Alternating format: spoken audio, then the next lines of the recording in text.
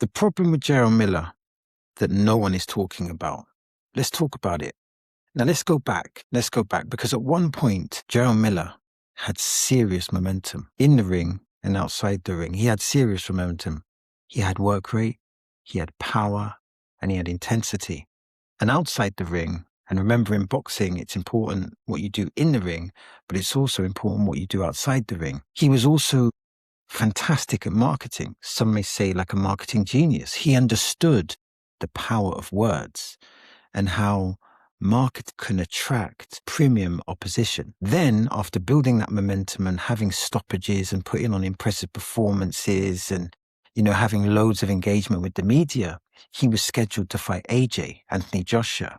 At this point, the train of momentum was going forward and forward, and Miller had an economic opportunity, a cultural opportunity, and an opportunity to reach greatness, an opportunity to go to the mountaintop. And allegedly, on the Gloves Are Off, where, the Gloves Are Off are they're like build-up shows for the fights.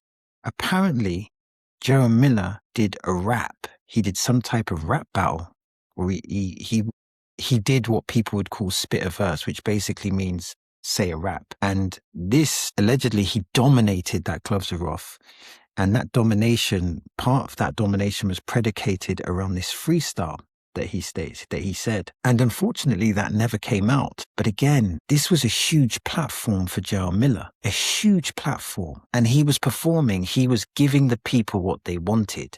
People want intense rivalries and they want entertainment. And he was ticking those boxes. But then came the suspension. Now, we're not going to focus on that because I don't want to focus too much on that. But there was other problems. And this is what people aren't talking about. There was the issues with the Salita Promotions, the issue with the promoter. Then there was the collapse of the Derek Chisora fight. This would have been huge in Britain because Derek Chisora is a British brand and they both know how to market. Then there was the cancellation of the Fabio Ward fight, and this would have been a great fight. Unfortunately, Miller had to withdraw due to a shoulder injury. I'm not sure which shoulder it was, but he had to withdraw from the fight. This again was disappointing because they were building up the fight effectively.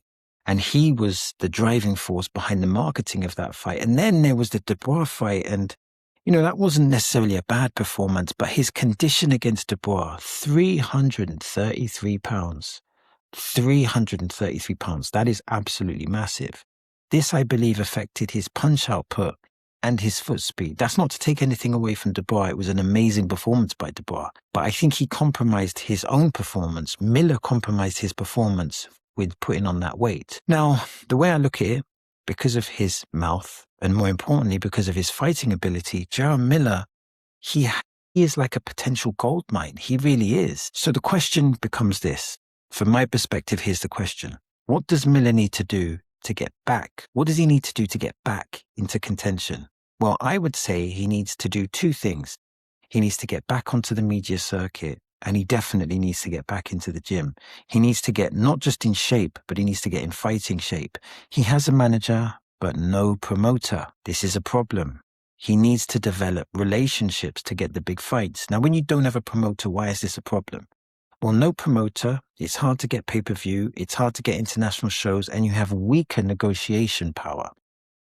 So he needs to get an effective promoter. And he needs a big win, and he really needs to get that machine going again. Now, remember, that media machine, he had it. He really had it, but he needs to get it going again.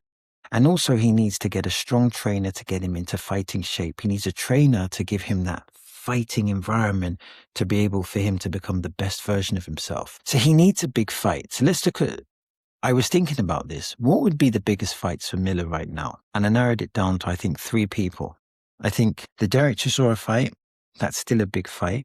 I guess the realism of making that fight is probably medium, and the money would be good. Obviously, the risk would be Derek Chisora's right hand. Derek Chisora's got a powerful right hand. He throws it nice on the counter, and he's a minimal target.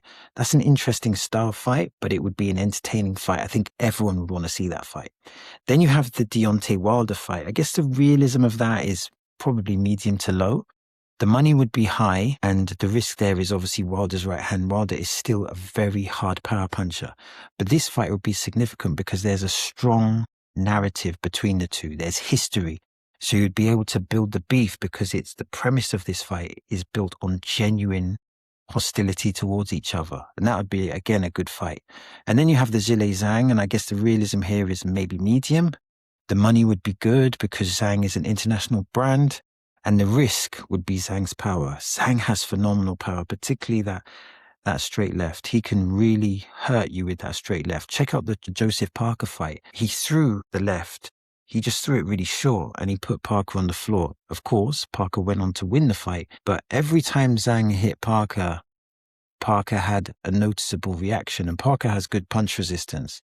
So these would be really good fights, and these fights would be fan-friendly. They would build the brand, and if he was to get a knockout, he would build a virality which would attract, a potential world championship fight.